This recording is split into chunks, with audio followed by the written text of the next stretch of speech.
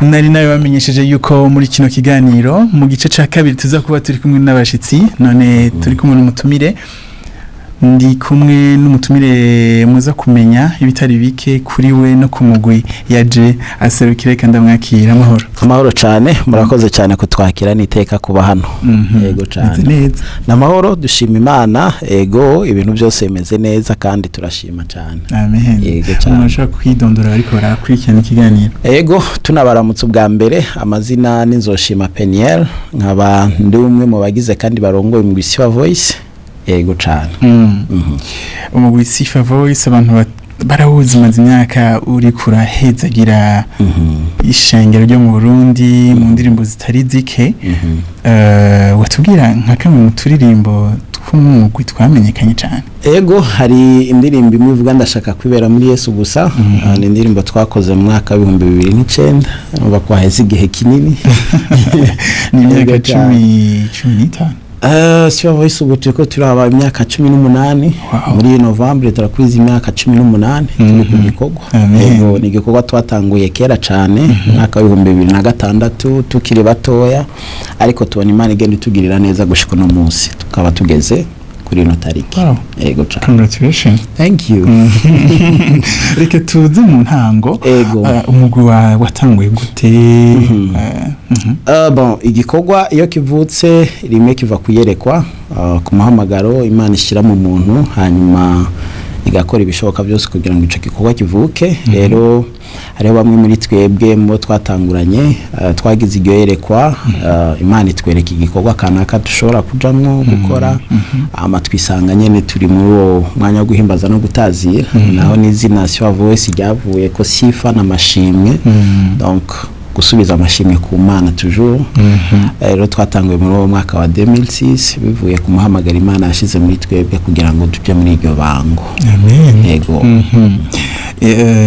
mwangana gute mbega abarinzi mwari kumwe ico gihe harabo mukiri kumwe muri kino gihe bakiri active imyaka ni myinshi mwaka wa 2006 urumva bamwe tukiri batoya tukiri mu mashure yisumbuye no munsi Imana raduteye iteka tumaze kuba dufise ingo ama responsabilité atandukanye ariko harabo twatanguye turi equipe y'abantu batandatu malheureusement bose ntitukiri kumwe hamwe gutyo ariko bamwe tuba turi kumwe hari abari mu gihugu n'abandi batari mu gihugu ariko iyo dukora ibikorwa kanaka usanga umwe wese afise igikorwa akora baracimva muri SIFA VOICE ego cyane ko niyo tuba tubakeneye nk'aba bari hano hafi iyo dukeneye igikorwa kanaka dukorana nabo kubahamagara bari segonda imwe hama bakaza bagashigikira dushima Imana ko nubwo biba bimeze uko bari mu bindi bikorwa kandi toujours by'Imana abari hano n'abandi bari hanze urumva bose bashishikara gushigikira umurimo mu buryo bucanke buri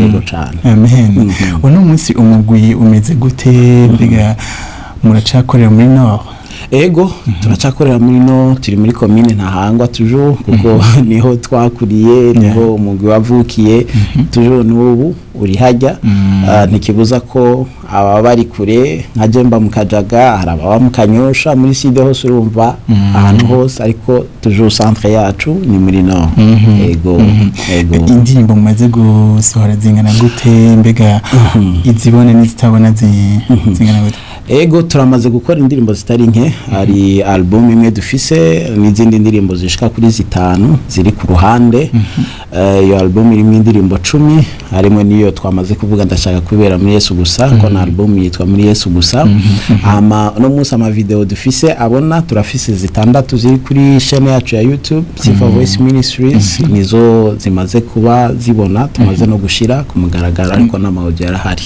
yego izo zibona nizi harimwo yitwa ibanga mu ijambo harimwe n'iyindi yitwa ntunanigwa hari iyindi yitwa ndatekanye hari n'iyindi twaririmbye guhimbaza ivuka ry'umukiza yego nayo iri kuri YouTube yitwa Emmanuel yego cyane byiza cyane.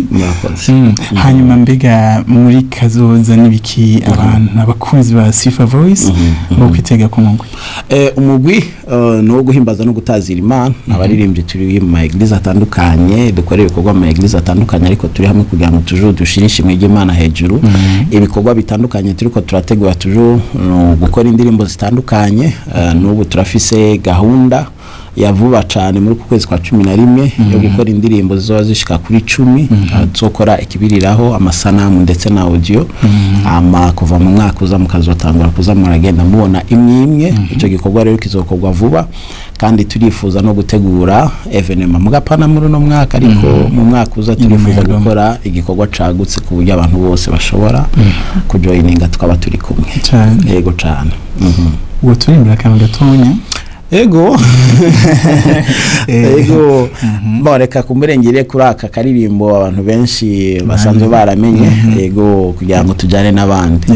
Ndashaka kwibera muri Yesu gusa, ndashaka kwibera iruhande we, hari ico nifuza kandi je ndondera, umva ico nifuza nukwibanira na Yesu. Mwambye gato murakoze cyane. Karakwiye. Hanyuma dusezera n'akajambo mva wo vuga turangiza tubwira abantu. Ego ubwa mbere no kubashimira ku kajyo mwashoboye kuduha ko gushora gusangiza abakunzi bacu ndetse n'abakurikirana ibikorwa bya televiziyo ya Heritage, ibijanye n'igikwa turiko turakora. No kubashimira ubwa mbere, hamwe no kubwira abadukurikirana ko tuje Imana iri ku ngoma, kandi igikora nubwo umuntu ashobora guhura n'ibibazo bitandukanye aha na hariya, hari Imana ibiri kirakora no kurindira gusa igihe cy'Imana kugira ngo Imana iroranye ibintu maze ibintu bikagenda neza. Rero ni jambo gihumure kugira ngo abantu dushishikare kurema, Imana iracaganje. Amen. Ndagushimiye cyane Peniel wacu. Murakoze cyane. Ego natwe turabashimiye, Imana ibahezagire. Yego n'ikindi gihe tuba tumiye nibaza ko muzotwitaba cyane. Umunezero mwinshi tuzobitaba, kandi Imana izobitugiriramwe neza tukigende neza. Amen. Murakoze cyane. Thank you too. Reka sezere Peniel dusigamwo indirimbo ntunanigwa y'umugwi SIFA Voice. Ndaza kugaruka ndangiza ikiganiro.